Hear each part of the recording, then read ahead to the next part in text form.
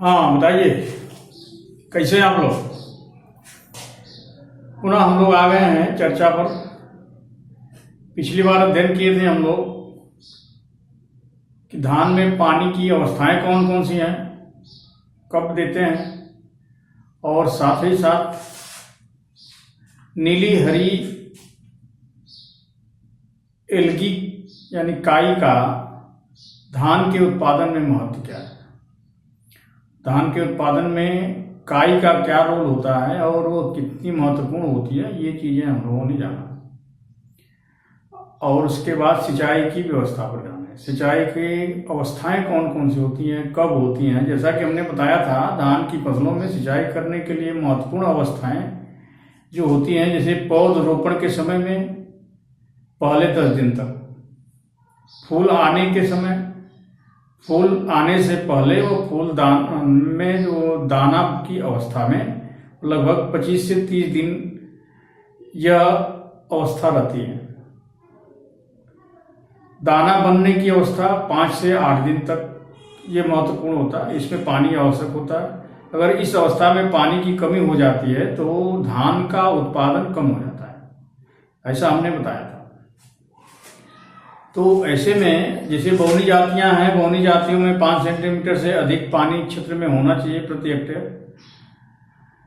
कल्ले फूटते समय व फूल आने की अवस्थाओं में पानी अति आवश्यक होता है, अन्यथा खड़ी फसल जो है, खड़ी फसल में पानी आवश्यक होता है और ज्यादा पानी होने पर निकालने की व्यवस्था होनी चाहिए। ऐसा हम लोगों ने चर्चा किया था।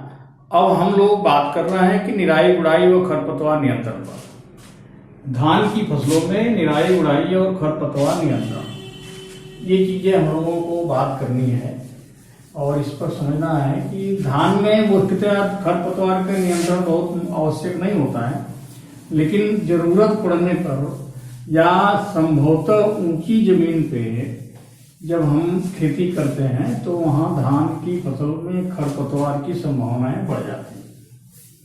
तो इस तरह से उसमें धान की फसल निराई गुड़ाई और खरपतवार नियंत्रण, ये जो है हम लोगों को करना है या समझना है। तो खरपतवार के लिए, खरपतवार की समस्या प्राय ऊंची जमीन में या ऊंची भूमियों में अधिक होती है।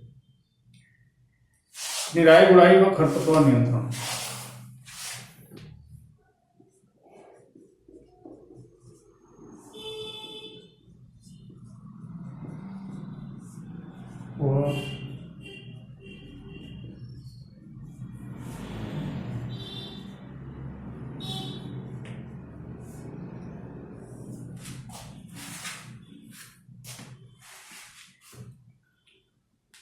अभी हमने बताया कि खरपतवारों की समस्या प्रायः ऊंची भूमियों में अधिक होती है। धान की खेती जिन क्षेत्रों में ऊंची मृदाओं में करते हैं वहां पर खरपतवार मिलने का अवसर जो है ज्यादा होता है, या मिलने पर 20 से 25 दिन बाद एक निराई गुड़ाई करनी चाहिए। ये जो है निराई गुड़ाई का कई यंत्र होता है, जैसे मुख्यतः जो किसान होते हैं वो खुरपी से करते हैं, खुरपी की सहायता से कर देते हैं। वैसे बैलों द्वारा चालित यंत्र हैरो है, जापानी हो है आदि का प्रयोग भी करते हैं। और दूसरी निराई की आवश्यकता पड़ने पर रुपाई के 40 से 45 दिन बाद करते हैं। लेह युक्त मृदाओं में यानी लेह युक्त धान की फसल, जो रोपित फसल होती है, उसमें खरपतवारों की विशेष समस्या नहीं होती है। धान रोपने के समय जो खरपतवार खेत में उगे होते हैं उन्हें उखाड़ करके उसी में गाड़ देते हैं या उसी में दबा देते हैं। निचली मृदाओं में जहां पानी भरा रहता है हाथ से खरपतवार उखाड़ते हैं तथा छोटे यंत्रों द्वारा, जैसे जापानी राइस है, बीडर है, हंसिया है, खुरपी है, ये सब चीज से उसको हम निराई गुड़ाई कर देते हैं।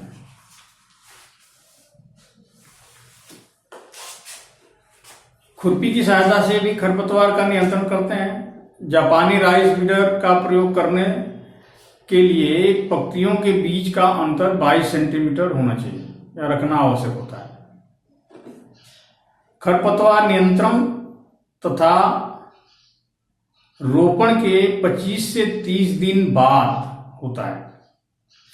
नीची भूमियों में भूमि जलमग्न करके खरपतवार नियंत्रण किया जा सकता है। नीची भूमि है, जो गहरी भूमि है, जहाँ पे पानी का ठहराव होता है या पानी टिकता है, वहाँ पे खरपतवार का नियंत्रण ऑटोमेटिक हो जाता है या स्वतः हो जाता है। रासायनिक विधि से भी खरपतवार का नियंत्रण करते हैं। रासायनिक विधि से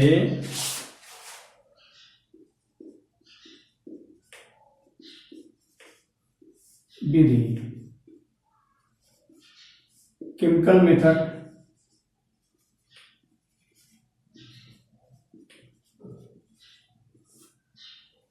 केमिकल मेथड में रासायनिक विधि से आप एग्रीक्लिनिक एग्री बिजनेस सेंटर है या जहाँ पे कृषि से संबंधित दवाइयाँ मिलती हैं वहाँ से उपलब्ध किया जा सकता है। उसे धान के खेत में वर्णात्मक या सेलेक्टिव खरपतवार नाशियाँ आते हैं। सेलेक्टिव खरपतवार नाशी को जैसे 2,4-D है, अमाइन है, ईस्टर यौगिक है, स्टाम F34 है, प्रोपिनोल बोलते हैं उसको, मैचेटी आता है और सैटर्न का प्रयोग करते हैं। किस खरपतवार नाशी की कितनी मात्रा किस विधि से किन समय में दिया जाता है, ये जो है अति आवश्यक है। ये जानना पड़ेगा किसानों को,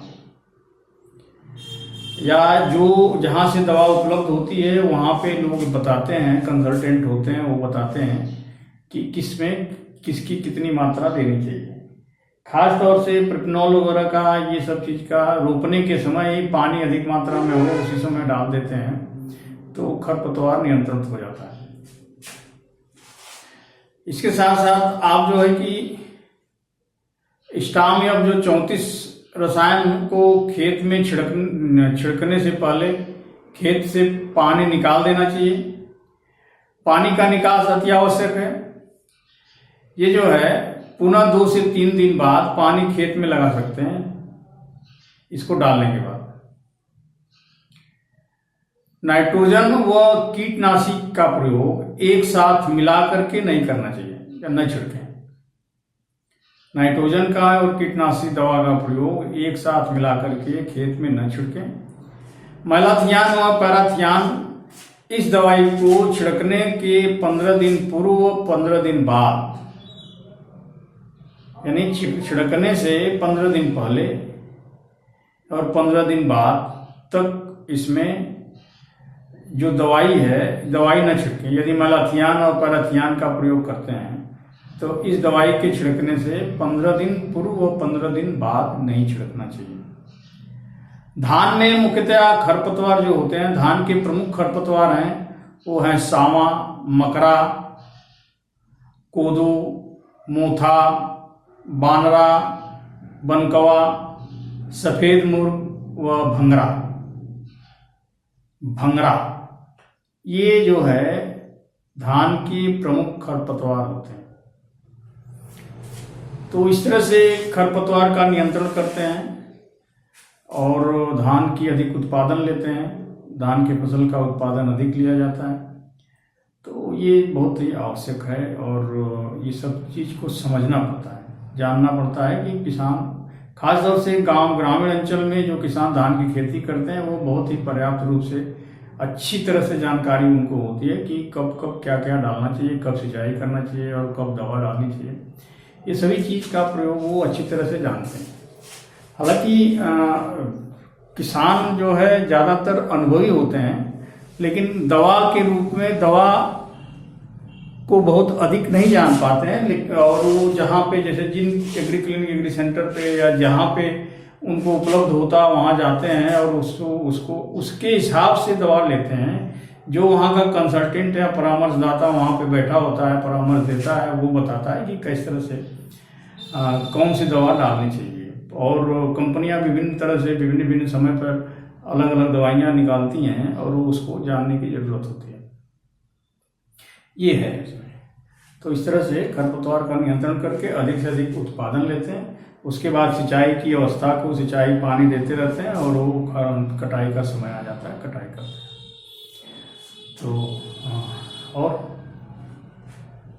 देखो, कोई भी सफल होना और बातचीत करना, उस पर काम करना, आपका हौसला जब तक है, जब भी तुम्हारा हौसला आसमान को जाएगा ना, कोई न कोई जो है पंख काटने, याद रखना इस बात को कि जब भी तुम्हारा हौसला आसमान तक जाएगा, याद रखना कोई न कोई पंख काटने जरूर आता है।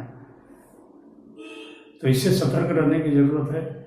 ऐसी चीज़ें हर जगह नहीं होती हैं कि कब क्या करना है। हाँ, ये है कि सतर्क होकर के काम करना चाहिए। ये खाली बस पौधों में जानवर से ही संबंधित नहीं है। आपके अगल बगल रहने वाले लोग भी एक दूसरे की धान को अच्छा खेती समझ करके अच्छा है तो उसको देखने जाते हैं। बहुत से डिमॉन्स्ट्रेशन हम लोग कराए हैं, जगह जगह लोग जाते हैं देखने। अरे आपका बहुत बढ़िया धान है, बहुत ये है, बहुत अच्छा है, क्या डाले हैं, कैसे डाले हैं। तो जितने किसान हैं जो अधिक से अधिक पोषक तत्व के बारे में जानते हैं या धान को कौन कौन से पोषक तत्व की आवश्यकता होती है उसके हिसाब से उसका डाल करके उसकी खेती करते हैं, तो उनको अच्छी उपज प्राप्त होती है। और लोग उसको, उनके धान को, खासतौर से प्रोग्रेसिव किसान जो होते हैं उनके धान को देखने के लिए लोग दूर दूर तक से आते हैं। हम लोगों के यहाँ जो प्रशिक्षण के लिए आते हैं लोग, वो भी लोग देखने जाते हैं। तो इस तरह से उसको जो है समझ बूझ करके करना है। ठीक है, थैंक यू।